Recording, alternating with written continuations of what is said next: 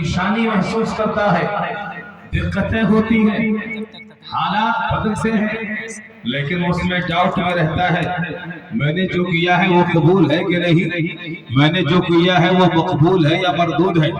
For example एक नमाजी से पूछो, है नमाजी तूने जब से सिंदे शुऊर को पहुंचा, जब से बुलूग के आलम में आया, जब से बुलूग की मंजिल में पहुंचा, तू नमाज शुरू कर दिया, नमाज पढ़ता रहा, 50 साल की जिंदगी हो गई पढ़ते पढ़ते, नमाज की ये जिंदगी है।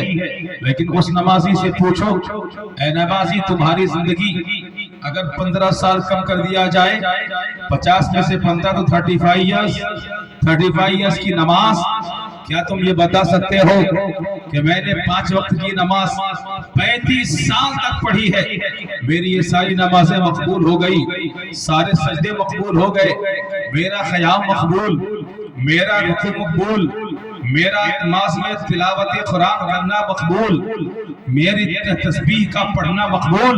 तो मैं दावे के साथ कहता हूँ, इस खरोरा के मस्जिद के इस आंगन में, इस मैदान में जितने लोग बैठे हुए हैं, अगर ऐसा कोई नमाजी है तो दावा नहीं कर सकता कि मेरी नमाज मकबूल हो गई है, मेरी नमाज अल्लाह ने कबूल कर ली है, मेरी नमाज को खुदा ने अपनी बारगाह में कबूल कर लिया। कोई नमाजी दावा नहीं कर सकता। इसी तरह से और मसाइल और भी अहकाम है। रोजा रखने वाले से पूछो, आने वाला महीना रमजान का है, रोजा रखने के बाद ईद पढ़ने के बाद पूछो, क्या तुम्हारा महीना रमजान का महीना गुजर गया, तुमने पूरे एहतराम के साथ गुजारा, तुमने पूरे 1 महीने के रोजा रख लिया? कहा हाँ। क्या दावा कर सकते हो कि मकबूल है? कहा दावा तो नहीं कर सकता, नमाजी दावा नहीं कर सकता, रोजदार दावा नहीं कर सकता। एक हज करने वाले हाजी से पूछो, ए हाजी तुमने कितना पैसा खर्च किया? कहा 1 लाख नहीं, 2 लाख नहीं, आज का अगर मैं बताऊं आज अमाउंट कितना लग रहा है, सरकार गवर्नमेंट की तरफ से जाने, यानी गवर्नमेंट जब भेजती है, सरकारी जहां से जब जाते हैं, आज का इस साल का जो हज है वो 4,07,000, 3,35,000 से 4,07,000 तक का है। इतना खर्च करने के बाद मेहनत भी इसमें है। हज एक ऐसी इबादत जो माली भी है, बदनी भी है, जिसमें माल भी खर्च करना पड़ता है, बदन का भी उसमें मेहनत लगती है, दोनों माली इबादत भी है, बदनी इबादत भी है।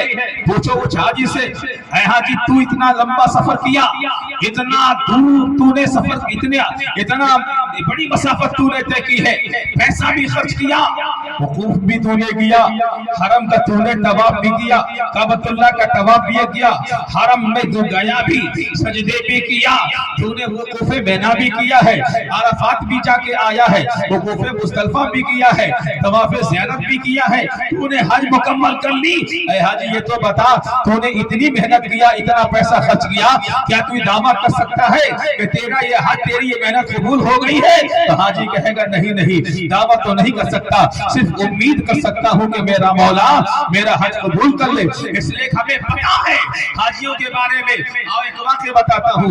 अब्दुल्ला इब्न मुबारक रज़ियल्लाहु ताला अन्हु है, वो फरमाते हैं बैठा, मैंने देखा 2 फरिश्ते आ रहे हैं, आपस में गुफ्तगू हो रही है, एक फरिश्ता सवाल करता है, दूसरा फरिश्ता जवाब देता है। पूछने वाले ने पूछा इस साल कितने हाजी आए हैं?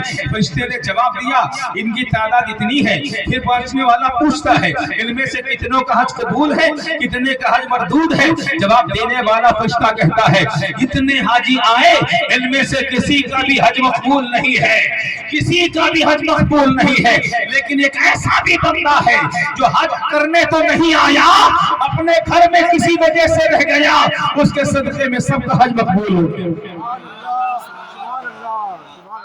हज करने नहीं आया, किसी वजह से अपने घर ही में रह गया, आने का तमन्नी तो था, इरादा आने का था, लेकिन किसी वजह से नहीं आ पाया, उस न आने वाले के सदक़े में सबका हज मकबूल।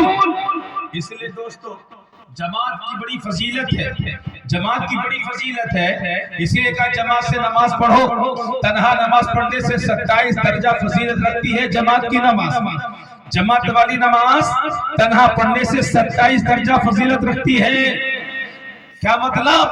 अगर आप अकेले ایک نماز کو 27 دفعہ پڑھو گے تب جب وہ مقام ملے گا، وہ آپ امام کے پیچھے جماعت میں پڑھ لو گے تو مقام مل جائے گا، تو وہ سبب وہ بھی تنہا میں یہ بھی کہتا ہوں وہ مقام بھی نہیں ملے گا۔ کیوں؟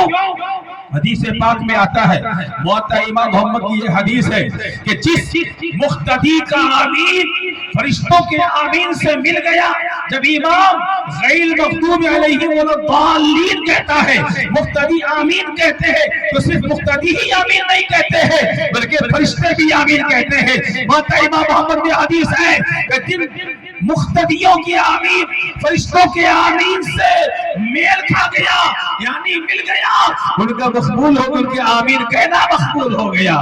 وہ درجہ تنہا کہاں رکھ سکتا ہے؟ وہ اکیلا پڑھنے والا وہ مقام نہیں پڑھ سکتا۔ اور دوسری وجہ کیا ہے؟ جماعت سے پڑھنے میں فائدہ کیا؟ ہم تو گنہگار ہیں، آپ گنہگار ہیں، آپ گنہگار ہیں، پتہ نہیں 25 لوگوں کی ایک صف بنتی ہے، 50 لوگوں میں 2 صف ہو جاتی ہے، آپ کے مسجد میں 100 لوگ پڑھ سکتے ہیں ایک وقت میں نماز۔ اگر ان 100 میں سے 90 لوگ کچھ ایسے ہیں کہ گنہگار چہرے، 10 لوگ اس میں سے اچھے ہیں، اگر 10 لوگ اچھے ہیں تو وہ 90 لوگوں کا بھی بیڑا پار ہو جائے گا۔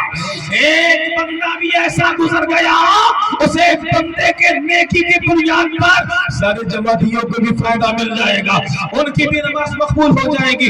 اس لیے جماعت سے نماز پڑھنے کے لیے شریعت نے کہا ہے، مصطفیٰ نے تاکید فرمائی ہے، گھر میں نماز مت پڑھو، اذان سن کر کے مسجد میں آ جاؤ، امام کے پیچھے نماز پڑھو۔ جب تم امام کے پیچھے نماز پڑھو گے تو تمہیں 27 درجہ تنہا نماز پڑھنے سے ثواب ملے گا، اور اگر کسی کی نماز مقبول ہو گئی، اس مقبول ہونے والے بندے کے صدقے میں تمہاری نماز بھی مقبول ہو جائے گی۔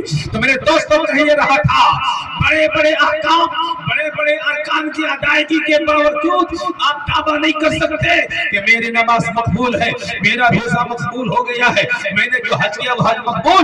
زکات دینے والا نہیں کہہ سکتا کہ میرا زکات دینا مقبول ہو گیا، صدقہ کرنے والا نہیں کہہ سکتا کہ میرا صدقہ کرنا مقبول ہو گیا، خیرات کرنے والا یہ نہیں کہہ سکتا، دعویٰ نہیں کر سکتا کہ میرا خیرات دینا مقبول ہو گیا ہے۔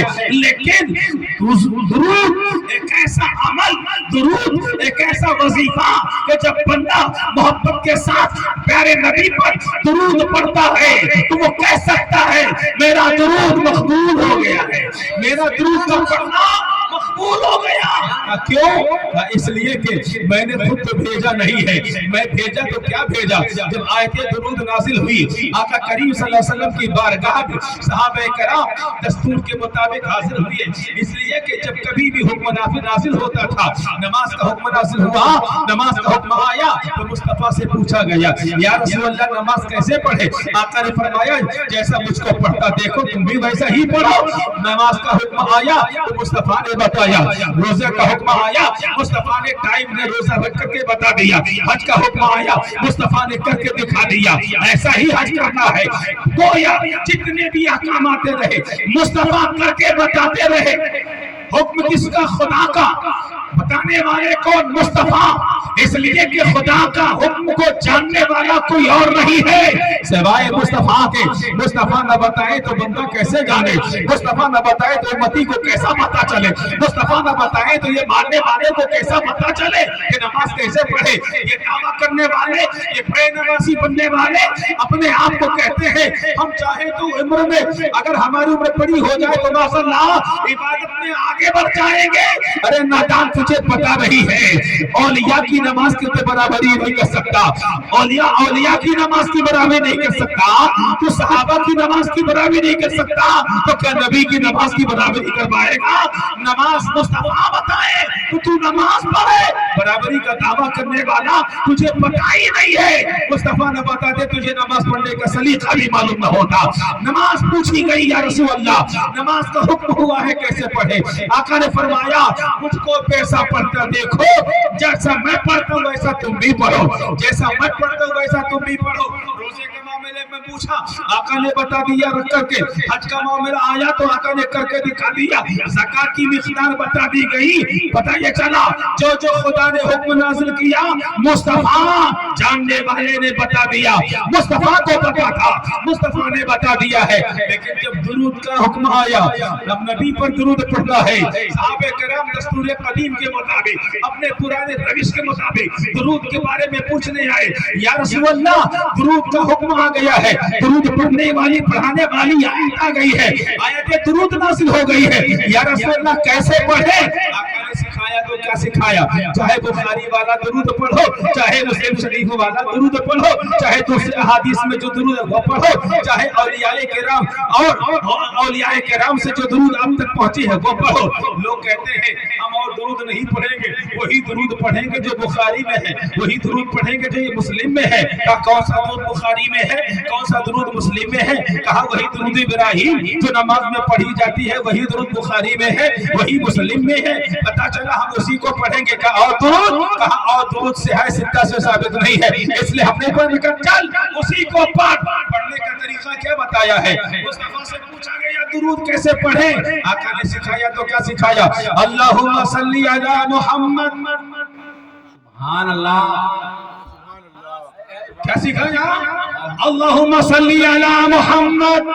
जितने भी दुरूद हैं, चाहे वो किसी और जुमले से शुरू हो रहे हो, किसी और लफ्ज से शुरू हो रहे हो, लेकिन है तो यही तरीका सल्लल्लाहु अलैहि, यानी सम्मे अल्लाही की तरफ है, सम्मे अल्लाही की तरफ लोग मुतवज्जा होते हैं। अल्लाहुम्मा सल्ली अला मुहम्मद में क्या मुस्तफा ने सिखाया तो क्या सिखाया? ऐ मेरे सहाबा ऐसा दुरूद पढ़ो। अब पढ़ते हैं अल्लाहुम्मा सल्ली अला मुहम्मद। हुक्म किसका है दुरूद पढ़ने का? खुदा का। या अय्युहल्लज़ीना आमनू सल्लु अलैहि, ईमान वालों दुरूद पढ़ो। हुक्म किसका? खुदा का। बताने वाले सिखाने वाले कौन? मुस्तफा। सीखने वाले कौन? सहाबी रसूल। सिखाया क्या जा रहा है? अल्लाहुम्मा सल्ली अला मुहम्मद। आए अल्लाह तू दुरूद भेज मोहम्मद सल्लल्लाहु अलैहि वसल्लम पर। आए अल्लाह तू दुरूद भेज। अगर पहले का हुक्म देखा जाए, अकीमुस सलाह, अल्लाह ने फरमाया नमाज कायम करो, वातुज़ ज़कात, अल्लाह ने फरमाया ज़कात दो। या अय्युहल्लज़ीना आमनू कुतिबा अलैकुमुस सियाम, ईमान वालों रोजे रखो, तुम पर रोजे फर्ज किए गए, रोजे रखो। हुक्म आया, अल्लाह ने नाज़िल फरमाया, तो मुस्तफा ने क्या सिखाया? ये नहीं सिखाया। अल्लाह ने फरमाया नमाज पढ़ो, तो आका ने फरमाया आए अल्लाह तू नमाज पढ़। नहीं सिखाया ना, ऐसा सिखाया क्या? नहीं ना। वातुज़ ज़कात, आए अल्लाह तू ज़कात दे दे। नहीं। अकीमुस सलाह, नमाज पढ़ो, आका ने फरमाया ऐसा पढ़ो जैसा मैं पढ़ता हूँ वैसा तुम पढ़ो। वातुज़ ज़कात, इतने माल कितनी ज़कात दे दो, ये मिक़दार ज़कात है। रोजा इतने से इतने टाइम तक रोजा रखो, जवाब करके दिखाया। लेकिन जब दुरूद का हुक्म तो सिखा रहे मुस्तफा, लेकिन सिखाया कैसे जा रहा है? यानी ऐसा कि जैसा कहा है उसको कह दो तुम ही कर लो। होता है ना, कोई कहे तुम करो ये काम, तो हम कह दें तुम ही ये काम कर लो। ये हुक्म अदूली हुई या फर्मा बरदारी हुई? एक तरह से देखा जाए तो फर्मा बरदारी है क्या ये? अगर तुमसे कोई कहे कि ये काम तुम कर डालो, तुम जवाब में कहो ये काम तुम कर डालो। अल्लाह ने फरमाया ऐ ईमान वालों दुरूद पढ़ो नबी पाक। आका से पूछा गया रसूल अल्लाह दुरूद कैसे पढ़े? आका ने सिखाया अल्लाहुम्मा सल्ली अला मुहम्मद। ऐ मोमिनो ऐसा दुरूद पढ़ो, ऐ अल्लाह तू दुरूद भेज, वाला आले मोहम्मद, और मोहम्मद के आल पर भी दुरूद भेज। मोहम्मद पर दुरूद भेज, मोहम्मद के आल पर दुरूद भेज। क्या मतलब? खुदा कह रहा दुरूद भेजो, नबी सिखा रहे हैं, तो मतलब ये रहा है अल्लाह तू दुरूद भेज। तो कहाँ गया? इसलिए कहा गया। और अमाल के कबूलियत और मरदूदियत में हमें वो क्या कहते हैं पुख्ता यकीन नहीं है कि हमारे ये अमाल मकबूल है या मरदूद। लेकिन दुरूद एक ऐसा अमल कि जब हम करते हैं, मोहब्बत से पढ़ते हैं, तो हमारा ये कहना है कि वो मरदूद हमारा مقبول ہے کیوں؟ اس لیے کہ ہم جب کہتے ہیں درود پڑھتے ہیں مطلب ہوتا ہے اللہ تو درود بھیج. اے اللہ ہم نہیں جانتے تیرے محبوب کی شان کیا ہے, تیرے محبوب کا مقام کیا ہے, تیرے محبوب کی رفعت کیا ہے, تیرے محبوب کی منزل کیا کہتے ہیں مقام منزلت کیا ہے, مقام رفیع کتنا بلند ہے, ہمیں نہیں پتا. اے اللہ تو درود بھیج ہماری طرف سے جو ان کی شان کے لائق ہو. اور جب خدا درود بھیجے تو پھر رد کون کرنے والا ہے؟ جب خدا ہی درود مصطفیٰ پر بھیج دے تو رد کرنے والا کون؟ تو کہا اور تو اور عمل تو مردود ہو سکتے ہیں, ان کے قبولیت میں ہمیں فرق ہے. یہ کہتے قبولیت میں ہمیں دعویٰ نہیں ہے, لیکن درود ایک ایسا عمل, ایک ایسا وظیفہ کہ جو ہم پڑھتے ہیں محبت کے ساتھ تو ہم کہہ دیتے ہیں ہمارا درود کا پڑھنا مقبول بارگاہ الہی ہے, مصطفیٰ کی بارگاہ میں مقبول ہے. آقا کریم فرماتے ہیں جب محبت سے میرا امتی مجھ پر درود پڑھتا ہے تو میں خود اسے سنتا ہوں. سبحان اللہ. درود پاک لازم پیش فرما اللہ سیدنا مولانا محمد و علی سیدنا مولانا محمد و صحابہ وسلم صلاۃ و سلام علیک یا رسول اللہ صلی اللہ تعالی علیہ وآلہ وسلم. میرے دوستو یہ تو تمہیدی گفتگو تھی. مولانا ایوب مفتی ایوب اظہری صاحب قبلہ آپ کے رہبر بھی ہیں, قائد بھی ہیں, امام بھی ہیں. بہت کم سمے میں انہوں نے بہت سارا کام کر کے دکھا دیا. جس کی جیتی جاگتی مثال یہ آپ کا اسٹیج میں لگا ہوا بورڈ اور سامنے جو انعامات تقسیم کیے گئے جن کو آپ نے اپنے ماتھے کے ہاتھوں سے دیکھا. ہم انہیں مبارکباد دیتے ہیں. اور ایسا قائد, ایسا رہبر, ایسا امام اگر کسی بھی جگہ مل جائے تو واقعی وہاں کے لوگوں, وہاں کے ملت کی اچھی تربیت, وہاں کے بچوں کی اچھی تربیت اور اس طرح کا پروگرام دیکھنے کو ملے گا. سب کے ذہن میں نہیں آنے. امامت تو کرنے والے بہت لوگ کرتے ہیں جو کئی سال تک رہتے ہیں, لیکن یہ شعور بھی نہیں رہتا کہ ہمیں کیا کرنا ہے اور کیا نہیں کرنا. ایک بڑی جگہ سے پڑھ کے آنے کا یہی فائدہ ہوتا ہے.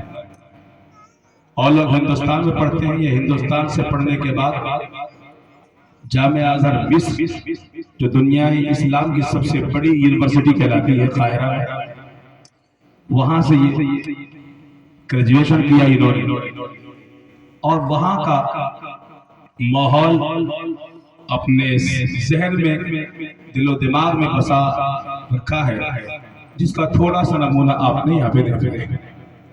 یہ چونکہ ناظرہ اور مکتب کا مسئلہ ہے, اگر یہ کسی بڑے دارالعلوم میں ہوتے تو وہاں کا بھی کیا کہتے ہیں دیکھنے کا ایک الگ ہی کیا کہتے ہیں منظر ہوتا, ایک الگ ہی وہاں کی شان ہوتی. پھر بھی کہتے ہیں چمن میں پھول کا کھلنا کوئی کمال نہیں. چمن میں باغ جب ہے تو ظاہر سی بات ہے پھول تو کھلیں گے. ہرا بھرا باغ ہے تو اس میں پھول بیل بوٹے اس میں آئیں گے, کلیاں بھی چٹکیں گی. تو چمن میں پھول کا کھلنا کوئی کمال نہیں. مزہ تو جب ہے کہ گلشن بنائے صحرا, مزہ تو جب ہے کہ گلشن بنائے صحرا. اسی طرح سے ان کا کام ہے اور ان کے ساتھ دینے والے آپ کے ملت آپ کی جماعت کے نوجوان اس مسجد کی خادم کہیے, ملت کے صدر کہیے, جناب ڈاکٹر عبدالامین صاحب نے ان کا ساتھ دیا اور ان کی قیادت کو سمجھا, ان کی قیادت میں کام کیا اور آپ سب نے تعاون کیا, جس کا نمونہ آج پوری قوم دیکھ رہی ہے. باہر کے لوگ آئے وہ بھی دیکھ رہے ہیں. یہ تصور آپ نے کبھی آپ کے تصور میں یہ باتیں آئی بھی نہیں ہوں گی, نہ خیال میں بھی, اور اس سے پہلے آپ نے بہت سارے امام مولانا بھی دیکھے ہوں گے, لیکن یہ تصور بھی ان کے ذہن و دماغ میں بھی نہیں آیا ہوگا. کوئی جماعت میں ملت میں کچھ ہی لوگ ایسے ہوتے ہیں جس طرح سے کارنامے انجام دیتے ہیں اور جیتی دنیا تک لوگ انہیں یاد کیا کرتے ہیں۔ ظاہر سی بات ہے بڑی شخصیت کہ امام بننے والے نہیں، مسجد کی چہار دیواری میں رہنے والے نہیں، یہ تو شیخ الحدیث فقہ کی کتابیں پڑھانے والے، بخاری اور مسلم پڑھانے والے لوگ ہیں۔ انہوں نے حدیث میں ہی تخصص کیا، یعنی ان کا موضوع ہی حدیث ہے۔ سبحان اللہ، ہے نا، ڈاکٹریٹ کرتے ہیں نا لوگ کسی نہ کسی چیز میں، انہوں نے اپنا موضوع ہی حدیث کو چنا، تخصص فی الحدیث۔ تو حدیث ان کا مین موضوع حدیث۔ اب ہم اور آپ صرف حدیث جانتے ہیں، حدیث کی اقسام، حدیث میں کیا کیا ہے، حدیث ضعیف کون سی ہے، کون سی صحیح ہے، کون سی حدیث موضوع ہے، کون سے تواتر سے ثابت ہے۔ بہرحال ایک بڑی تفصیلی گفتگو ہو جائے گی اگر اس حوالے سے بات کریں تو۔ یہ تو کسی بڑے ادارے میں رہ کر کے بڑی خدمت انجام دینے کے لائق ہے، لیکن وقت کہیے کہ آپ کے ساتھ ان کا یہ وقت گزر رہا ہے اور آپ کے بیچ میں ہے۔ آپ کی ملت کے بچوں کو انہوں نے جو دیا ہے تو بچے اپنی زندگی پر اسے سنبھال کے رکھیں گے تو ان کا احسان مند رہیں گے اور ان کا شکر گزار رہیں گے۔ اس لیے کہ یہ عمر وہ عمر ہے جو کبھی بھلاتی نہیں ہے۔ یہ عمر وہ ہے کہ اس عمر میں جو یاد ہو جاتی ہے باتیں وہ پوری زندگی بھر یاد رہتی ہے۔ جوانی کا یاد ہوا تو بھول جاتا ہے، ادھیڑ کا یاد کرنا بھول جاتا ہے، لیکن یہ بچپنا جو ہے اس عمر میں جو یاد باتیں ہو جاتی ہیں وہ یاد رہتی ہے۔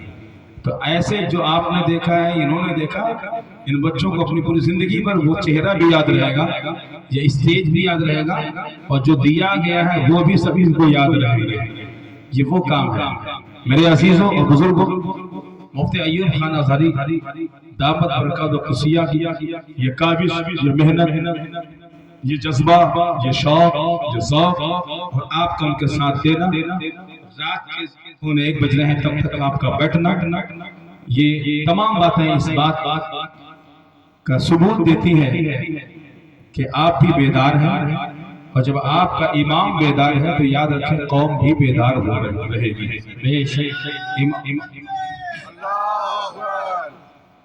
ایک اور نعرہ لگاؤ، نعرہ رسالت۔ پورا نعرہ نہیں لگا، نعرہ رسالت بھی کہہ دیجیے۔ امام بیدار ہے تو قوم بیدار ہے، امام اگر سو گیا تو قوم تو ایسی سوتی ہے۔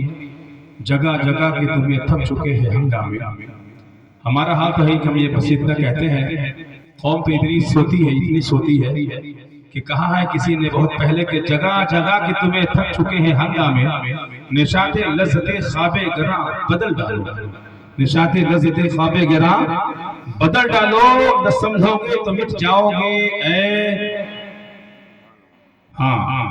نہ سمجھو گے تو مٹ جاؤ گے اے ہندی مسلمانوں، تمہاری داستان تک بھی نہ ہوگی داستانوں میں۔ تو میرے دوستو، دنیا تو یہی چاہتی ہے، دنیا کہ آپ کے داستان بھی مٹا دی جائے، آپ کی تاریخ بدلی جا رہی ہے، آپ کے کارنامے بدلے جا رہے ہیں، آپ کے نام بدلے جا رہے ہیں، سب کچھ بدلا جا رہا ہے۔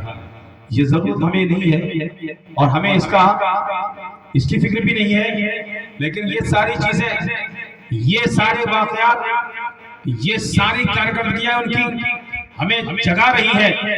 بیدار ہو جاؤ، نہیں بیدار ہو گے تو تمہیں بچانے والا بھی کوئی نہیں ملے گا، بیدار رہو گے تو تمہیں کوئی اور ڈرانے والا بھی نہیں ملے گا۔ لہٰذا اپنے آپ کو بیدار کرو، اور بیداری کا ثبوت جب دیتے رہو گے تو انشاءاللہ جو قوم اپنی مدد کرتی ہے تو اللہ تبارک و تعالیٰ غیب سے اس کی مدد فرماتا ہے اور غیب سے اس کا انتظام فرما دیتا ہے۔ تو میرے دوستو، یہ آپ کی رات تک بیٹھنا گویا ایک بیداری کو ثبوت دے رہی ہے، اور بیدار ہیں آپ لوگ۔ اللہ تعالیٰ آپ کی بیداری کو تعدیر قائم و دائم رکھے۔ مجھے ڈاکٹر امین صاحب نے کئی بار کہا سرورہ آنے کے لیے، لیکن میری اپنی مصروفیت و مجبوریاں کہ میں وقت نہ دے پایا اور نہ آ پایا۔ غنیمت سے آج مولانا مفتی ایوب خان ازہری صاحب کا یہ پروگرام مجھے یہاں تک پہنچایا۔ میرے بعد ایک اور خطیب جو بہت دور سے سفر کر کے تشریف لائے ہیں، یعنی ہے انہیں کے علاقے کے بہرائچ کے سرزمین سے جناب مولانا عارف صاحب، ان کو بھی آپ کو سننا ہے۔ میں اپنی باتوں کو سمیٹوں گا انشاءاللہ بہت جلدی، اور امید قوی ہے کہ مفتی ایوب خان ہزاری کی یہ محنت ہے، یہ کاوشیں رنگ لائیں گی اور آپ ان کی محنتوں کو سراہیں گے، ان کی کاوشوں کا ایک بہتر رزلٹ دیں گے اور اپنے بچوں کو مدرسہ ریگولر بھیجیں گے، مدرسہ بھیجیں، اسکول بھیجیں۔ خواتین اسلام جو آئی ہوئی ہیں، پہلا مدرسہ ماں کا گود ہوتا ہے، دوسرا مدرسہ مکتب ہوتا ہے جو کسی استاد کے پاس بچہ کے پڑھتا ہے۔ ماں کا گود پہلا مدرسہ ہے بچے کا۔ ماں جیسی تربیت دے گی بچہ ویسا ہی تربیت پائے گا، ماں جیسے سکھائے گی بچہ ویسے سیکھے گا، ماں جیسا پڑھائے گی بچہ ویسا پڑھے گا۔ ماں کے پیٹ میں جب بچہ ہوتا ہے تب بھی ماں کا اثر اس بچے پر پہنچتا ہے، چونکہ وہ پروان کسی باہری غذا سے نہیں چڑھ پاتا، بلکہ وہ پروان چڑھتا ہے، کہتے ہیں اس کی گروتھ ہوتی ہے تو ماں جو کھاتی ہے اسی سے اس کا گروتھ بھی ہوتا ہے۔ ماں جو سوچتی ہے وہی اس کے اندر بھی سوچ آتی ہے۔ یہ کیسے ہم کہتے ہیں کہ ماں جو کرتی ہے بچہ بھی وہی اڈاپٹ کرتا ہے؟ یہ ہمارے پاس تاریخ ہے، ہم ایسی ہی بات نہیں کرتے بلکہ تاریخ کی بات کرتے ہیں کہ ماں جو کرتی ہے بچہ پیٹ کے اندر ہوتا ہے، لیکن ماں کے کرنے کا اثر اس بچے پر پہنچتا ہے۔ آئیے شہنشاہ بغداد کی بارگاہ میں چلتے ہیں، میرا غوث آپ کا غوث، ولیوں کا تاجدار شہنشاہ بغداد سیدنا شیخ عبدالقادر جیلانی غوث اعظم رضی اللہ تعالیٰ عنہ کو جب مکتب میں بھیجا گیا، آپ مکتب میں جا کر ضرور ادب طے کرتے ہیں۔ استاد پڑھاتا بسم اللہ الرحمن الرحیم، آپ شروع کرتے ہیں۔ استاد نے پڑھایا، آپ نے شروع کیا، اور آپ نے جب شروع کیا تو پڑھتے گئے۔ پہلا پارہ ختم ہوا، سورہ بقرہ ختم کیا، دوسرا پارہ شروع ہوا، تیسرا پارہ شروع ہوا، چوتھا پارہ شروع کیا، چوتھا ختم ہوا، پانچواں شروع کیا، پانچواں ختم ہوا، چھٹا شروع کیا، یہاں تک کہ 16 یا 17 پارے آپ نے پڑھ دیا۔ استاد حیران و پریشان ہے، ابھی تمہاری عمر کوئی ہے نہیں، اس سے پہلے کوئی مکتب مدرسہ تم گئے نہیں، تم نے یہ سب سیکھا کہاں، پڑھا کہاں، تم نے یاد کہاں کیا تھا، اس سے پہلے کیا تمہارا کوئی اور استاد ہے؟ میرے علاوہ کسی اور کے پاس تم نے ضرورت طے کیا؟ کیا میرے علاوہ کہیں اور مدرسے میں گئے؟ غوث اعظم فرماتے ہیں یہ میرا پہلا مدرسے میں آنا ہے، میرا کوئی اور استاد نہیں ہے، میں نے کسی سے سیکھا بھی نہیں ہے، یعنی ظاہری طور پر میرا کوئی اور نہیں، بس اگر آپ نے مجھ سے اتنے پارے سن لیے ہیں تو کسی اور وجہ سے نہیں، بلکہ میری مادر مہربان کو اتنے پارے یاد تھے، میں جب ان کے شکم میں تھا میری ماں پڑھتی تھی، میں سنتا تھا، جتنا انہیں یاد تھا مجھے بھی اتنا یاد ہو گیا۔ نعرہ تکبیر، نعرہ رسالت، جشن تکمیل قرآن، قاری عمران صاحب قبلہ، نعرہ تکبیر، نعرہ رسالت۔ پتہ چلا بچہ شکم میں ہوتا ہے، ماں پڑھتی ہے، قرآن تو بچے پر اثر ہوتا ہے، بچہ قرآن کے پاروں کا حافظ بن جاتا ہے۔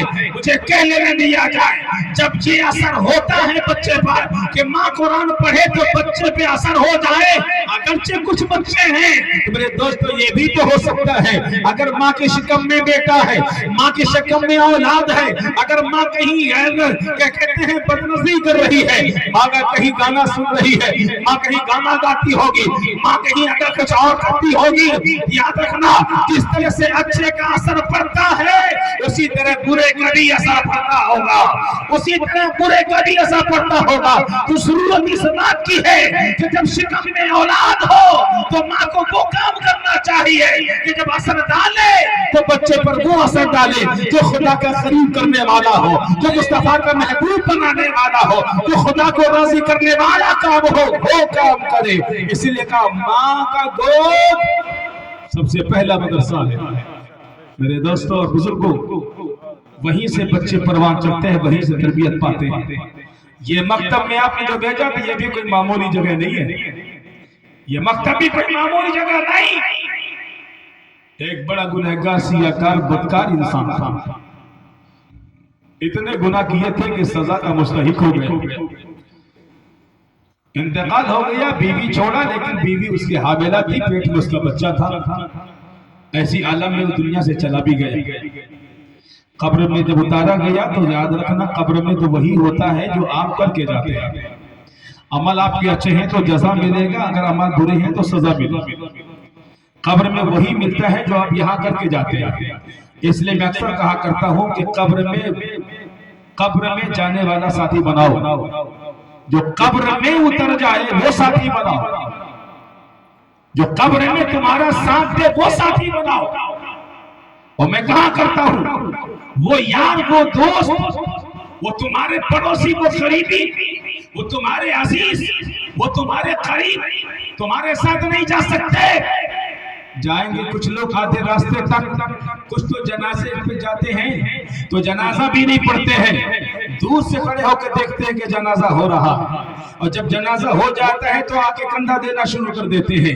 یعنی ہمارا حال کچھ ایسا ہے کہ ہم ہیں مسلمان، لیکن ایک اپنے مسلمان بھائی کا ایک حق جو ہوتا ہے، مومن کا مومن پر حقوق ہے، ان میں سے ایک حق یہ بھی ہے کہ جب کسی مومن کا جنازہ پڑھا جائے تو مومن اس کا جنازہ پڑھے، یہ مومن کے حقوق میں سے ہے۔ لیکن ہمارا حال یہ ہوتا ہے کہ ہم کبھی ناپاک ہوتے ہیں کہ جنازہ نہیں پڑھ پاتے ہیں، ہمارے کپڑے پاک نہیں ہوتے جنازہ نہیں پڑھ پاتے ہیں، گئے تو ضرور تھے شرم کی وجہ سے، لیکن اتنا دور کھڑے رہے جنازہ وہاں ہو رہا ہے، اور جب جنازہ ہو جاتا تو کندھا دینے چلے جاتے ہیں، کچھ آدھے راستے سے واپس آ جاتے ہیں، کچھ جاتے ہیں جو ساتھ ساتھ قبرستان تک جاتے ہیں۔ فاضل بریلوی کہتے ہیں، فاضل بریلوی کہتے ہیں، ہائے غافل وہ کیا جگہ ہے جہاں، ہائے غافل وہ کیا جگہ ہے جہاں 5 جاتے ہیں 4 پھرتے ہیں، ایک تو کندھے پہ لے جسے لے جایا جا رہا ہے وہ ہے، اور 4 کندھے دینے والے ہیں، وہ اتارتے ہیں قبر میں پھر چلے جاتے ہیں۔ تو کتنا بھی قریبی ہو، چاہے وہ بیٹا ہو تو قبر میں نہیں جاتا، بے ماں ہو تو قبر میں ساتھ نہیں دیتی، باپ ہے تو قبر میں ساتھ نہیں دیتا، اگر دوست ہے تو ساتھ نہیں دیتا، پڑوسی ہے تو ساتھ نہیں دیتا، عزیز ہے تو ساتھ نہیں دیتا، مار ہے تو ساتھ میں نہیں رہتا، غریب ہے تو ساتھ میں نہیں رہتا۔ میں کہتا ہوں جو دکھنے والے یار ہیں وہ قبر میں ساتھی نہیں بنتے، جو نہ دکھنے والی شے ہے وہ قبر میں تمہارا ہمارا ساتھی بنے گا۔ کون کہا؟ یہ دکھنے والے لوگ واپس آ جاتے ہیں، وہ عمل جو تم نے کیا ہے دکھتا نہیں ہے، نماز پڑھی ہے اجر دکھتا نہیں ہے، قرآن کی تلاوت کیا ہے اجر ثواب دکھتا نہیں ہے، خیرات کیا ہے اجر دکھتا نہیں ہے، صدقہ کیا ہے اجر اس کا دکھتا نہیں ہے، تم نے نیکیاں کی ہیں اس کا پھل دکھتا نہیں ہے۔ یہ نماز، یہ تلاوت قرآن، یہ صدقات و خیرات، یہی قبر میں ساتھی بنتے ہیں، یہی تمہارے ساتھ رہیں گے۔ تم نے عمل کیا ہے تو قبر میں یہ تمہارا ساتھ دیں گے۔ عذاب آئے گا تو نماز روکے گی، عذاب آئے گا تو صدقہ روکے گا، عذاب آئے گا تو کہتے ہیں خیرات روکیں گے، صدقات و خیرات۔ پتہ چلا جو دکھنے والے ساتھی وہ قبر میں ساتھ نہیں دیتے، جو نہیں دکھنے والے وہ قبر میں ساتھ دیتے ہیں۔ عقل مند کون ہے؟ جو قبر کا ساتھی ڈھونڈے۔ بے وقوف وہ ہے جو قبر کے باہر والی ساتھ بنائے۔ قبر کے باہر والے ساتھی یہ دنیا تک ہے، اور قبر کے اندر جو ساتھ دیتے ہیں وہ اعمال ہے، وہ نماز ہے، وہ روزہ ہے، وہ حج ہے، وہ زکوٰۃ ہے۔ ایسا ہی گنہگار بندہ اپنے بیوی کو چھوڑ کر گیا، عمل سے اس کی بیوی ہے، اس کا انتقال ہو گیا، گنہگار تھا، قبر میں ڈالا گیا، قبر کو بند کیا گیا، عذاب کے فرشتے آئے، مسلط ہو گئے، عذاب ہونے لگے، عذاب میں مبتلا۔ کچھ دنوں کے بعد اس کی بیوی کا حمل وضع حمل ہوا، بچہ پیدا ہوا، کچھ بڑا ہوا، اس لائق ہوا کہ وہ مکتب جا سکے۔ خاتون نے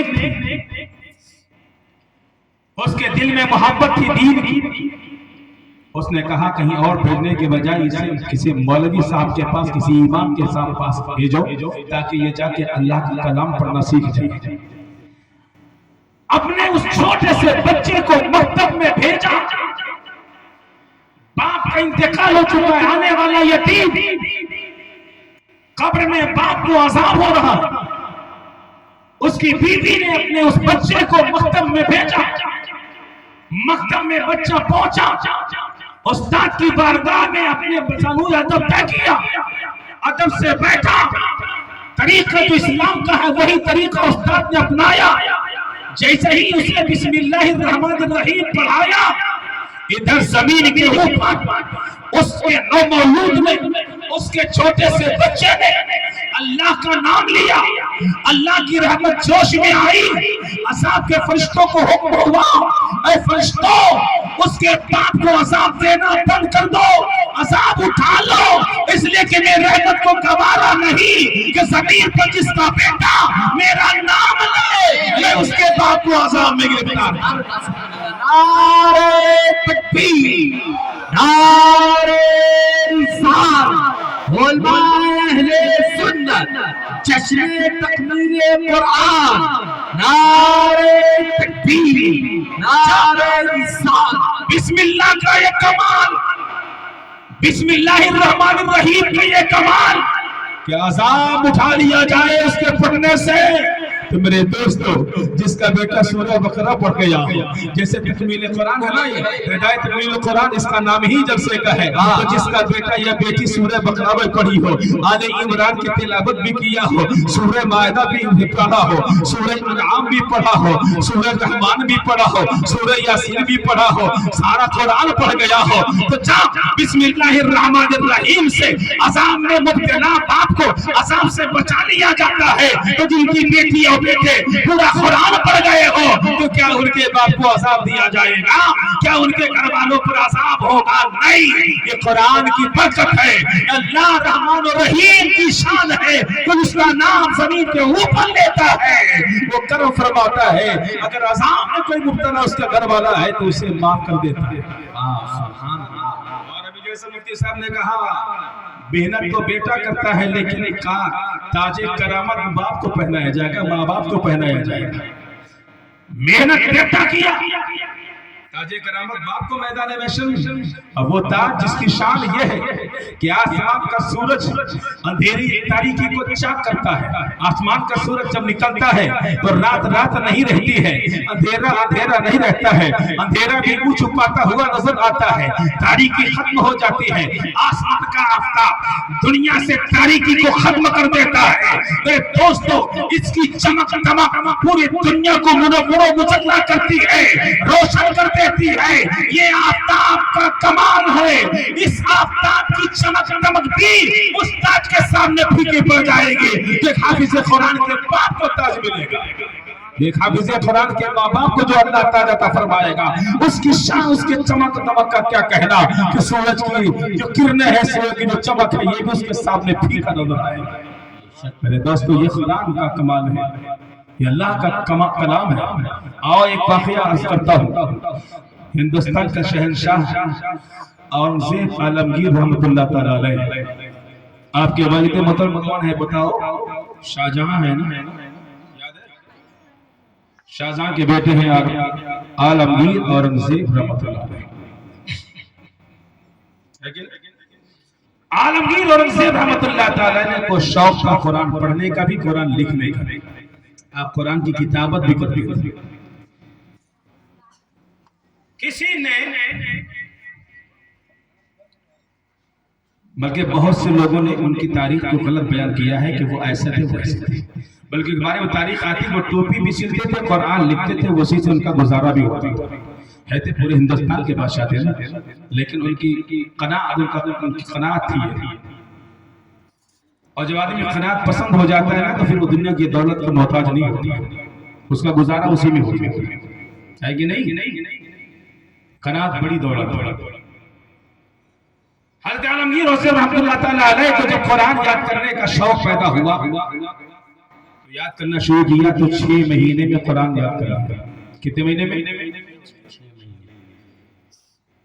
یہ کب یاد کیا؟ ایک واقعہ ہوا کہ عالمگیر اورنگزیب رحمت اللہ علیہ نے اپنے بچے سے کہا تم حافظ بن جاؤ، ان کا بیٹا حافظ قرآن بنا۔ جب حافظ قرآن بن گیا ان کا بیٹا تو کہا جاؤ دادا کو سلام کر آؤ۔ تاریخ ایسی ہے نا، کہا جاؤ دادا کو سلام کر آؤ۔ پوتا سلام کرنے کے لیے گیا، شہنشاہ وقت کا بیٹا ہے، دادا شاہجہاں ہیں، ان کو سلام کرنے کے لیے ابا نے بھیجا ہے۔ بیٹے نے جا کے دادا کو سلام کیا، شاہجہاں غضب میں آئے، کہا مجھے اس سے کیا مطلب، یہ تم حافظ ہو، تمہارے حافظ ہونے کا جو بھی مرتبہ ملنا ہے وہ تمہارے باپ کو ملے گا، अरे मुझे क्या खुशी इसमें कि तुम हाफिज कुरान हो गए हो, अरे मुझे तो जब खुशी होती जब मेरा बेटा हाफिज कुरान होता, मुझे तो खुशी जब होती जब मेरा बेटा हाफिज कुरान, मेरा बेटा तो आलमगीर, तुम उनके बेटे हो, तुम्हारे बाप को खुशी होगी, जाओ ना। आकर सुनाया, अब्बा ने पूछा दादा ने क्या कहा, तो कहा दादा ने ऐसा कहा कि मुझे खुशी नहीं है, मुझे तो खुशी जब होगी जब मेरा बेटा कुरान पढ़ हाफिज कुरान पढ़ेगा। अच्छा, शुरू कर दिया कुरान याद करना। 6 महीने में हजरत आलमगीर औरंगजेब रहमतुल्लाह ताला अलैह ने कुरान हिफ्ज कर लिया 6 महीने में, और अपने वालिद मोहतरम को खुश कर दिया कि मैं भी हाफिज कुरान हो गया। अब तो खुश हो जाओ, अब तो खुश हो जाओ, मैं भी हाफिज कुरान हो गया। और जब हाफिज कुरान हो गए तो दिल्ली में ऐलान करा दिया कि शाही मस्जिद दिल्ली में इस साल तरावी कोई और नहीं सुनाएगा, बल्कि सुनाने वाला है तो वो वक्त का बादशाह आलमगीर औरंगजेब रहमतुल्लाह ताला अलैह कुरान सुनाएगा। हाफिज कुरान, कुरान लिखते भी है, वो है कि नहीं, तहरीर करते थे कुरान। बहरहाल ऐलान हो गया, मुनादी कर दिया गया, रमजान आया, तरावी सुनाने के बाद आई तो आलमगीर औरंगजेब रहमतुल्लाह खड़े हो गए। हर दौर में अल्लाह के वली होते हैं, और जब आदिल बादशाह होता है तो रियाया भी आदिल हुआ करती है। उस बादशाह के रियाया में कई वली भी हुआ करते हैं। तारीख बताते हैं मुहिबुल्लाह बिहारी है, कोई कहते हैं मुहिबुल्लाह इलाहाबादी है, कुछ लोग कहते हैं मुहिबुल्लाह बिहारी है। आलमगीर औरंगजेब रहमतुल्लाह ताला तरावी सुना रहे हैं। याद रखें, जब हाफिज कुरान मुसल्ले पे होता है ना तो पीछे वाले हाफिजों को इतना असबर होना चाहिए कुरान कि लुकमा दे तो सही हो, वरना अगर कहीं गलत लुकमा दिया तो मुसल्ले वाले को बड़ा गुस्सा आता है कि मैं पढ़ रहा था सही, इसने गलत लुकमा दिया है, और पूरे मजमे में उसकी बेइज्जती हो जाती है जो लुकमा गलत देता है। तो लुकमा देने वाले को सुनाने वाले से ज्यादा याद होना चाहिए। मुसल्ले पे है आलमगीर औरंगजेब, वक्त के आदिल बादशाह, पीछे एक जमात है, रियाया पीछे खड़ी है, बादशाह सुना रहा है। सुनाते सुनाते कैसा मौका आया कि बादशाह ने पढ़ा कुछ और रियाया में से एक ने उन्हें लुकमा दे दिया। बादशाह जो पढ़ा था उसके खिलाफ लुकमा हो गया। मुसल्ले से इमाम ने सलाम फेरा, आलमगीर रहमतुल्लाह अलैह ने सलाम फेरा और कहा किसकी जुर्रत हुई, मुझे लुकमा देने की किसकी हिम्मत हुई है। हज़रत मुहिबुल्लाह बिहारी अल्लाह के वली थे, कहा माफ कीजिएगा हुजूर, मैंने ये जुर्रत किया है, मैंने आपको लुकमा दिया है। कहा लाओ कुरान देखा जाए, हमने पढ़ा है वो है या तुमने जो लुकमा दिया वो लिखा वो है। कहा कुरान लाया गया। बहरहाल मस्जिदों में कुरान तो मौजूद है ना, मौजूद रहते हैं कुरान, कई चीज रहते हैं। मंगाया गया, एक देखा तो जो कुरान बादशाह ने पढ़ा था वही लिखा था, दूसरी चीज खोली गई तो वही था जो बादशाह ने पढ़ा था, एक बार तीसरे 5-6 जिल्दों में वही था जो बादशाह ने पढ़ा था, दूसरी से 7वीं जिल्द 5वीं जिल्द खोली गई तो वो था जो लुकमा दिया गया था। आलमगीर ने फरमाया अभी भी मेरी तरफ कुरान के ज्यादा जिल्द है, मैंने जो पढ़ा है वही लिखा हुआ है, तुम्हारी तरफ कम है, मैं सही हूँ। हुजूर वाला ऐसा तो नहीं चलेगा, आपके याददाश्त का कसूर नहीं है, आपने याद नसीब में किया है जो आपने लिखा है, लिहाजा आपके याद कुव्वत हाफिजा का कसूर नहीं है, बल्कि वो जो लिखा है वही गलत था। ये कैसा मान लिया जाए, हमने गलत लिखा है, जो लिखा वही तो सही है। कहा ऐसा नहीं चलेगा। करीब आओ, करते तारीख बताती है हज़रत मुहिबुल्लाह बिहारी ने रुमाल डाला सर पे, कहा आंखें बंद करो, आंखें बंद कराई, कहा देखो क्या लिखा है लौह महफूज पर। जब लौह महफूज में दिखाया जो सत्र पढ़ी थी, जो आयत पढ़ी थी, तो जो बताया गया था वो लिखा हुआ था, वो लिखा हुआ था। हुजूर वाला ये गलती आपके याददाश्त की नहीं, वो लिखावट की गलती है, हकीकत में तो वही है जो लौह महफूज में मैंने दिखा दिया है। बताइए चला मेरे दोस्तों, ये अल्लाह के महबूब बंदे ऐसे होते हैं कि आंखें बंद करते हैं तो लौह महफूज दिखा देते हैं, दुनिया आंख खोल करके दुनिया देखा करती है, अल्लाह वाले आंख बंद करके लौह महफूज दिया कर दिखा करते हैं, लौह महफूज दिखा दिया करते हैं। तो मेरे दोस्तों बुजुर्गों को कहने दिया जाए, बादशाह औरंगजेब आलमगीर रहमतुल्लाह ताला ने भी हाफिज कुरान बने तो 6 महीना में बन गए, उनके अब्बा खुश हो गए, आपका बेटा बना तो आप खुश हो गए। वो कुरान की शान है जो कुरान असर भी देता है, इज्जत भी देता है, रिफात भी देता है, मकाम भी अता करता है, लोगों की शान भी अता करता है, और वो अता करता है कुरान तो लोगों के गुमान भी नहीं होता है, कुरान वो अता कर देता है। इसीलिए किसी ने कहा है कुरान पढ़ना मत बंद करो, कुरान पढ़ो पढ़ो। कहाँ कहाँ पढ़ोगे? सेहरा में, जंगलों में, बियाबान में पढ़ो, सेहरा में पढ़ो। अगर तुम सेहरा में हो, मैदान चटियल हो, वहाँ भी कुरान पढ़ो, जंगल में हो तो भी कुरान पढ़ो, बियाबान में हो तो कुरान पढ़ो, सेहरा में, जंगलों में, बियाबान में पढ़ो। मीनार गिर गए हो तो मैदान में पढ़ो, मीनार गिर गए हो तो मैदान में पढ़ो। ये बेखबर नुजूमी तुम्हें क्या बताएंगे कल होने वाला क्या है? ये कुरान सुभान अल्लाह, नारे तकबीर, नारे रिसालत, जश्न तकमीर कुरान, नारे तकबीर, नारे रिसालत। मेरे अजीज और बुजुर्ग को कुरान में क्या नहीं है? कुरान में सब है। अल्लाह इरशाद फरमाता है ला रब्बी वला या बिस्मिल्लाह लफी किताबिन मुबीन। खुशखबरी की कोई ऐसी शय नहीं जो किताब मुबीन मिला हो। मुबास के लिए चाहिए कि जितना अच्छा मुबास होगा उतना ही सीखे उसे मिला करेगी। समंदर में मोतियां तो है लेकिन कौन निकालेगा? जो गोताखोर होगा ना वही निकालेगा। जिसे गोताखोर कहा जाता है, जिसे मुबास कहा जाता है, जितना गोता लगाना उसे आता होगा उतना ही उसे सीख में और मोतियां मिला करती है। ऊपर रहने वाले को मोतियां नजर नहीं आती है। तो कुरान जो जानता है वही कुरान का कमाल भी जानता है। जो कुरान का रोज जानता है वही तो कुरान बयान करेगा। मेरे दोस्तों अजीज़ान गिरामी, कुरान बहुत शान रखता है। जब इसे पढ़ता है तो बंदे का दिल भी रोशन होता है। जब पढ़ते हैं तो आंखें रोशन होती है। जब पढ़ते हैं तो ज़बान में चाशनी पैदा होती है। जब कुरान की तिलावत करता है तो उसके आंगन में नरमी पैदा होती है। जब कुरान का ताली बन जाता है तो कुरान उसका साथी बन जाता है। जब कुरान का तिलावत करने वाला कुरान का कारी बन जाता है तो कुरान उसे लोगों के दिमाग में, दिल में, सर में बिठा देता है। लोग उसका इस्तेमाल किया करते हैं। मेरे दोस्तों वो अल्लाह का कलाम है जिस कलाम की शान ये है कि खुदा इरशाद फरमाता है शहर रमज़ान अल्लज़ी उनज़िला फ़ीहिल कुरान। रमज़ान आने वाला महीना जो है कुछ दिनों के बाद आने वाला है। रमज़ान का वो मुबारक और मुकर्रम महीना है जिसमें कुरान नाज़िल किया गया। किसमें आया कुरान? बोलो जोर से। रमजान। अब बुलाना पड़ेगा इसलिए कि तारीख बदल चुकी है। हम आए थे 27 तारीख को, हो गई 28 तारीख। हमें माइक ही दिया गया था बदलने वाले दिन में, यानी तारीख बदलने वाले साथ में दिया गया था। जब 12 बज चुके तब हमें माइक मिला है। जाहिर सी बात है 12 के बाद तकरीर हुआ नहीं करती, तकरीर खाया जाए करती है कि नहीं? तकरीर 12 से पहले लोग सुना करते हैं, 12 के बाद तकरीर लोग खाया करते हैं। ये खरारा की सरजमीन है। मुफ्ती अय्यूब खान अज़हरी की शान है कि आज आप अभी भी आप जग रहे हैं, अभी भी बेदार मजमा है। पता ये चला कि ऐसे वक्त में लोग मुंह फाड़ते हैं और तकरीर कान से सुनने के बजाय मुंह से सुन करके हजम किया करते हैं। ऐसा मौका नहीं लगा यहाँ पर अभी तक। मैं समझता हूँ बेदार होंगे तो नारा जरा बुलंद आवाज सुनो।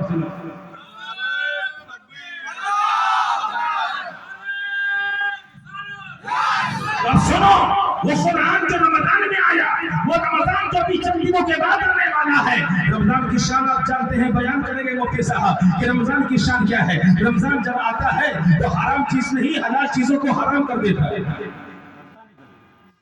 करता है हलाल चीजों को हराम करता है ना?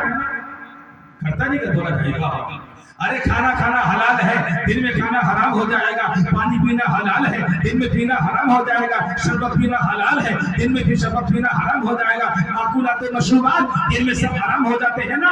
रमजान में रमजान आता है, ऐसे ही किसी ने सुनाया, मस्जिद में किसी ने सुनाया रमजान आएगा सब कुछ हराम कर देगा, दिन में कुछ नहीं खा सकता ना पी सकता है। अच्छा रमजान आने वाला है तो ये सब काम होगा? कहा हाँ ये सब काम होगा। तो कहा ऐसा काम करो, ऐसा गरीब लगाओ कि उसको आने ही उसको आने ही मत दो। तो कैसे रोकोगे? तो कहा ये बताओ कि आएगा किधर से? जिस चौराहे से आएगा उसी चौराहे पे खड़े हो जाते हैं, उसी चौराहे पे खड़े हो जाते हैं और उसको अंदर आने नहीं देंगे। जब अंदर एंट्री नहीं होगी तो सारे काम हमें करने नहीं पड़ेंगे, है नहीं? खाते पीते गुजर जाएगा रमजान। अच्छा का ठीक है, चलो फिर गनीमत देखो, याद रखना कभी कभी ऐसा होता है। रमजान नहीं आएगा, आने नहीं देंगे। कहाँ रोकोगे? कहाँ जहाँ से एंट्री होती है वहीं से रोक देंगे। चौराहे पर डंडा लेके पहुंच गए। इत्तेफाक ऐसा होता है कि आने वाला के आया, कहा तू कौन है? कहा मेरा नाम रमजान है। कहा तेरा नाम रमजान है, तू ही ऐसा काम करेगा? उसकी पिटाई हुई, इतनी पिटाई कि बेचारा वहीं रह गया। کہا تم آئے گا نہ کھانا حرام ہوگا نہ پانی حرام ہوگا، اب سب ہمارے لیے حلال ہو جائے۔ تو کہیں کہیں ایسے بھی نہ ہوتے ہیں نا سماج کہ رمضان کی انٹری نہیں ہونے دیتے، تو یاد رکھنا یہ کوئی آدمی نہیں رمضان۔ ہمارے یہاں تو ایسے ہی نا، رمضان میں پیدا ہو تو رمضان ہو گیا، شعبان میں پیدا تو شعبان ہو گیا، رجب میں پیدا ہونے والا بچہ رجب ہو گیا، جمعہ کو پیدا ہونے والا جمعہ، جمعرات کو پیدا ہونے والا جمعراتی، پیر کو پیدا ہونے والا پیرو، منگل کو پیدا ہونا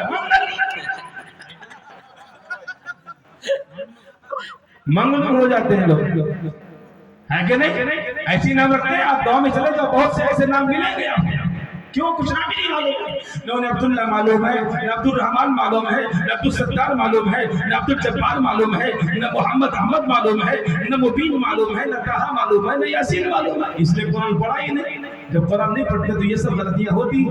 اگر قرآن پڑھتا تو قرآن کی کچھ اسے آیتیں یاد ہوتی، یاسین بھی معلوم ہوتا تو یاسین رکھ لیتا، طہ معلوم ہوتا تو طہ رکھ لیتا، مزمل معلوم ہوتا تو محمد مزمل رکھ لیتا، مدثر یاد ہوتا تو محمد مدثر رکھ لیتا، محمد احمد پڑھا ہوتا قرآن میں محمد احمد رکھ لیتا ہے کہ نہیں؟ لیکن قرآن نہیں پڑھنا آتا تو پھر وہ دن کے نام سے رکھتے ہیں، مہینے کے نام سے نام رکھتے ہیں، شعبان میں شعبان، رمضان میں رمضان، جمعہ کو جمعہ، جمعرات کو جمعراتی، منگل کو منگلو، پیر کو پیرو، ہے کہ نہیں؟ ایسے ہی نام رکھتے ہیں لوگ۔ تو یہ فائدہ ہوگا مفتی ایوب خانہ کے اس کارنامے سے، کیا کوئی ایسا پڑھنے والا بچہ بچی جو یہاں پڑھی ہے وہ اپنے بچوں کا نام ایسا نہیں رکھے گی، بلکہ جب رکھنا چاہے گی تو سور رحمان یاد ہوگا تو کیا اس کا نام عبد الرحمان رکھ دو، رحمان اللہ کا نام۔ اسے مزمل صورت یاد ہوگی تو کہے گا یا المزمل میں نے پڑھا ہے، میرے آقا کا شان ایک نام بھی ہے محمد مزمل، اس کا نام رکھ لو۔ یاسین کوئی کا آقا کا نام بھی یاسین ہے، اس کا نام محمد یاسین رکھ لو، ہے کہ نہیں؟ تو پڑھنے سے یہ فائدہ ہوتا ہے، نہ پڑھنے سے نقصان بھی ہوتا ہے، خسارہ بھی ہوتا ہے۔ وہ قرآن جو رمضان میں آیا، رمضان کو سن کر کے لوگ رمضان ہی کی مرمت کر دیتے ہیں کہ نہیں؟ رمضان کوئی آدمی کی شکل نہیں، رمضان تو شان والا مہینہ ہے۔ ایسی شان والا مہینہ کہ جب آتا ہے تو شیطان بند کر دیا جاتا ہے، جنت کے دروازے کھلتے ہیں، جہنم کے دروازے بند ہوتے ہیں، نفل کا ثواب فرضوں کے برابر، فرضوں کا ثواب 70 فرضوں کے برابر کر دیا جاتا ہے، مسلمان کے رزق میں برکت کر دی جاتی ہے، برکت دے دی جاتی ہے، کماؤ 10 کھاؤ گے 50، ہے کہ نہیں؟ 70 پر ایسا مہینہ ہے تو اسے گھبرانا چاہیے کہ اس کا ویلکم کرنا چاہیے۔ بولو زور سے، ارے زور سے بولو، ویلکم کرنا، استقبال کرنا چاہیے۔ آؤ آؤ، ہم استقبال کرتے ہیں۔ ایسا مہینہ کہاں ملے گا جو ہمارے گناہوں کو دھو ڈالے؟ ایسا مہینہ کہاں ملے گا جو ہمارے رحمت کر کر کے آ جائے؟ ایسا مہینہ کہاں ملے گا جو ہمارے لیے مغفرت کا ذریعہ بن جائے؟ ایسا مہینہ کہاں ملے گا جو بخشش کی ضمانت لے کے آئے؟ ارے ایسی رات کہاں ملے گی جہاں ایک رات جگ جاؤ تو ہزاروں راتوں کے جگنے سے بہتر ہو جائے، ہے کہ نہیں؟ آؤ اسی شان، اسی رمضان میں نازل ہونے والا قرآن کے بارے میں پوچھتے ہیں، جس قرآن کی تکمیل بچیوں نے کیا، جس قرآن کی تکمیل بچوں نے کیا، آؤ اس قرآن کے بارے میں کچھ جانتے ہیں۔ کہ قرآن تو بتا کہ تو ہے کون؟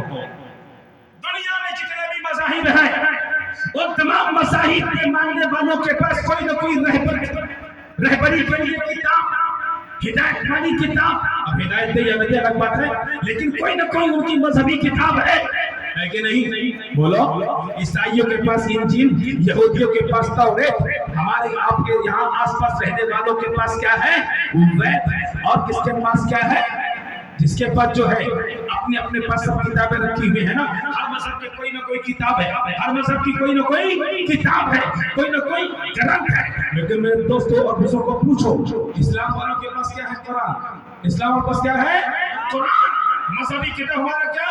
ہماری مذہبی کتاب قرآن۔ ہر مذہب کے پاس کوئی نہ کوئی کتاب، اور تمام مذہب کی کتابوں، تمام مذہب والوں کو بلاؤ، ہر مذہب والے کا دعویٰ یہ ہے کہ یہ کتاب جو ہے وہ خدا کی کتاب ہے، ہر مذہب والے کا دعویٰ یہ ہے کہ کیا ہے ہمارے پاس جو گرنتھ ہے وہ خدا کی طرف سے آئی ہوئی ہے کہ نہیں؟ انجیل والے کہتے خدا کا نازل کرتا، تورات والے کہتے خدا کا نازل کرتا، گرنتھ والے کہتے خدا کا نازل کرتا، وید والے کہتے خدا کا نازل کرنا، یہ سب کا دعویٰ ہے۔ ہمارا بھی کہنا ہے ٹھیک، انجیل تمہارے پاس ہے، جو انجیل تمہارے پاس ہے اس کے نہیں، انجیل خدا کی کتاب اللہ نے نازل کیا ہے، لیکن تمہارے پاس آج جو انجیل موجود ہے وہ محرف انجیل ہے، تحریف شدہ انجیل ہے، وہ انجیل وہ نہیں ہے جو خدا نے نازل کیا تھا، بلکہ تم نے تو بدل کیا، وہ کتاب تمہارے پاس ہے۔ تورات اللہ کی نازل کرتا کتاب، لیکن تمہارے پاس جو تورات ہے وہ تورات نہیں ہے جو خدا نے نازل کیا تھا حضرت موسیٰ پر، بلکہ بدلی ہوئی تورات تمہارے پاس ہے۔ وید والوں سے پوچھو تمہارے پاس تمہارے وہ کہاں سے آئی ہے یہ بتاؤ، اور گرنتھ والوں سے پوچھو، تو گرو نانک والوں سے پوچھو تمہارے پاس جو بابا صاحب کی کتاب وہ کہاں سے، سب کا دعویٰ ہے، لیکن میرے دوستو کہا دعوے سے کام نہیں چلتا، دعوے کے لیے دلیل کی ضرورت ہے۔ اب دلیل تو کہ تمہاری کتاب خدائی کتاب ہے، اس میں کیا دلیل ہے؟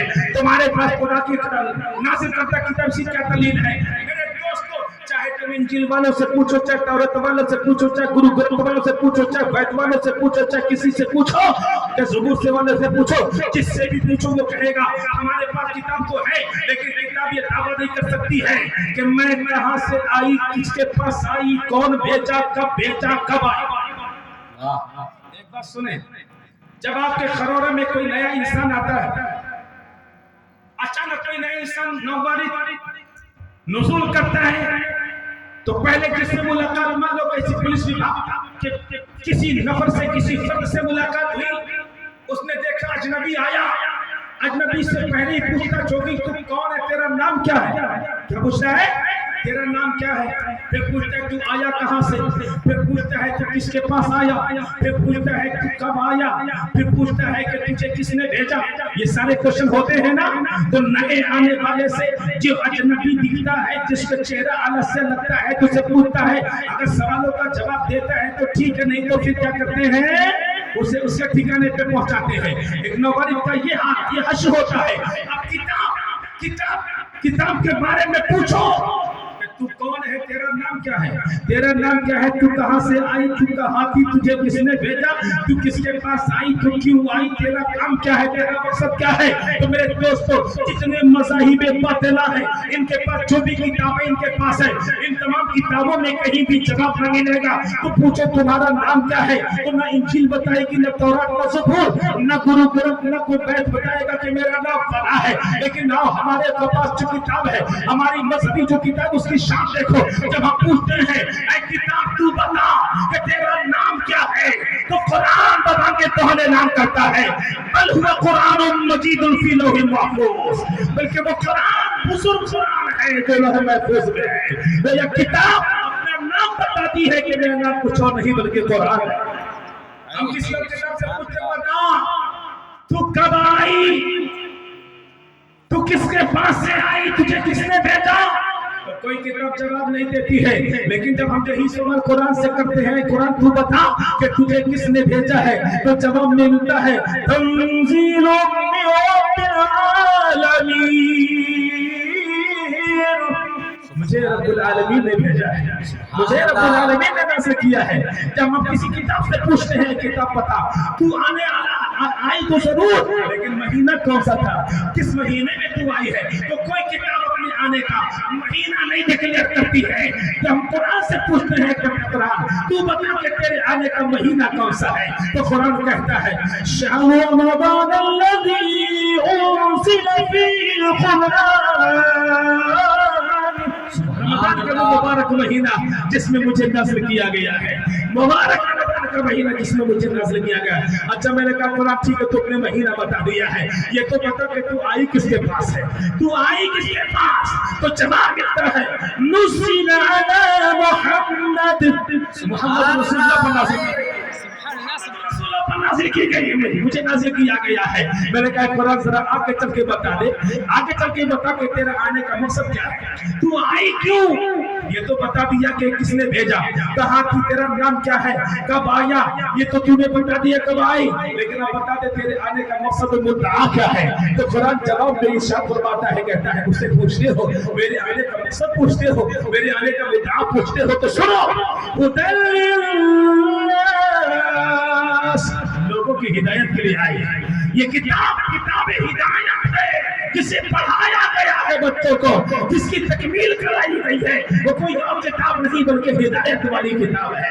हिदायत देने के लिए आई है। किसकी हिदायत के लिए? सिर्फ मुसलमानों की हिदायत के लिए नहीं है, ईमान वालों की हिदायत के लिए नहीं है, खरौरा वालों की हिदायत के लिए नहीं है, रायपुर वालों की हिदायत के लिए नहीं है, सिर्फ ईमान वालों को नहीं, बल्कि कुरान कहते हैं मैं पूरे संसार के लोगों की हिदायत के लिए आई हूं।